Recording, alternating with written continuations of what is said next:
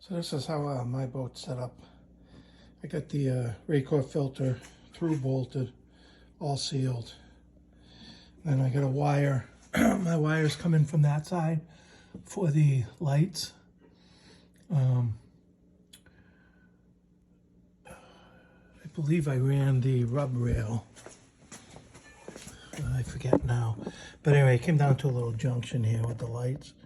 The lights for the rub rail come in to this little clamshell right here through the side. So you drill a hole like through here and then out the side when you run the wire down inside of this. This is what the side of my rub rail looks like, very similar to yours. So I'm guessing you're going to have the same thing. Anyway, my father-in-law had made this little plate for a light. I don't know what yours doesn't have anything here, so you'd have to come out with an L bracket this way. Sorry, I wasn't looking at where I was filming, but my father-in-law made this, but you could just do a little L bracket this way for the light, and then come into the little junction box.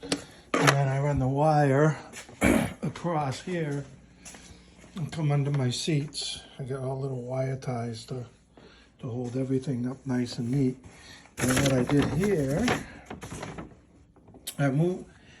he had the battery up front here, which isn't a bad idea to keep some weight forward when you're fishing alone so that the bow doesn't come up too high.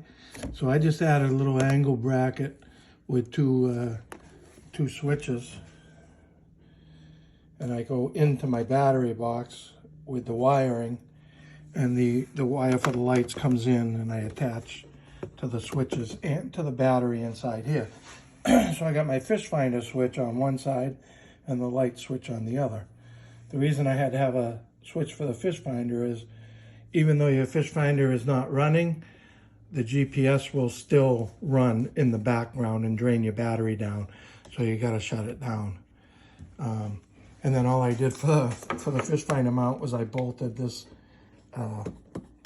block of wood to the top of the battery box cover and screwed on a Johnny Ray swivel mount and you know, wired in from there. Pretty nice little setup, works good. I didn't have to drill any extra holes in the boat. One other thing you want to do when you're putting a transducer on your boat, get this thing called a stern saver. They glue to the back of your boat, and then you drill into this to mount whatever you're going to mount, your transducer, or anything for that matter. But they work great. Stern savers keep you from having to put a hole in the boat. And on whalers, that's significant. And then the other thing I was telling you about, hopefully I'm not going too long here.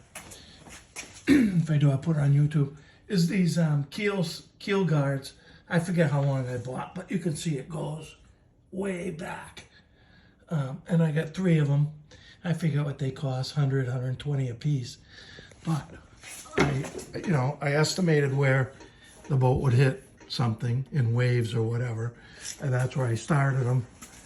And you can see on the back, they all come back to, you can't see that one, the trailer hides it.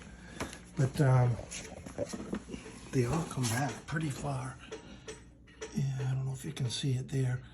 Almost 2/3 of the way back on the boat, which really helps protect the keels from getting damaged and used. That's it.